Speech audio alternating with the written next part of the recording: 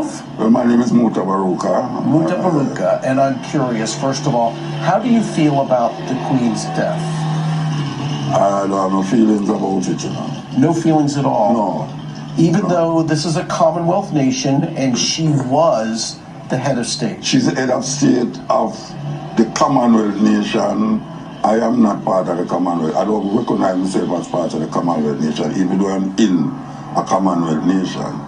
See, I'm a Rastafarian. The only king I recognize is Emperor Haile Selassie I. So let's explain a little bit about that. You are a descendant of the families that were enslaved and brought from ships. Do you know where your family descendants came from? Very difficult to say, but given what we know about Jamaica, we would say from the West Coast, which is like Ghana, Nigeria.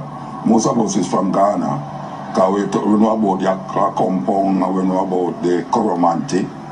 These are some African nations that came out and came across the ship. So when you look at the moment that we're in, after 70 years, no apology from the Queen for the enslavement, and now a new king, what is your expectation, first of all, in terms of an apology? Are you expecting one?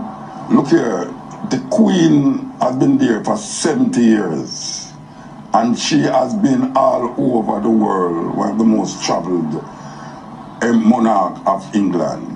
And there's so much atrocity that was happening in India, in Kenya, in Southern Africa, and in the Caribbean.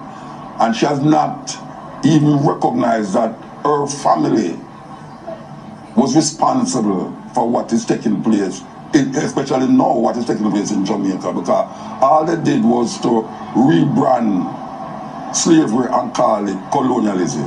So it's the same thing. So now we go forward as opposed to looking back. Yeah. What is your expectation? Yeah, all right. My expectation is that we will have to continue the struggle to make whosoever is on the throne now recognize that there's something that is need to be done right now, and that is an apology and reparation. Okay. So thank you very much. You know, calculating reparations, Yasmin, is very complicated because some would say that in the 1800s, when the slave owners were actually compensated to the tune of 20 million pounds, that why did the slaves get any of that money? And if that were the case, then maybe the money that has since, you know, you think about inflation, you think about how money could have been invested in compounding, that we're talking perhaps billions, and some people have even calculated trillions of dollars.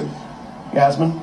Carrie Sanders for us. That was a really good conversation, Carrie, and it helps me as we kind of shape the future of what is to come with King Charles now in place and the uphill battle he has ahead of him. So for many nations, as I mentioned, the British Commonwealth, the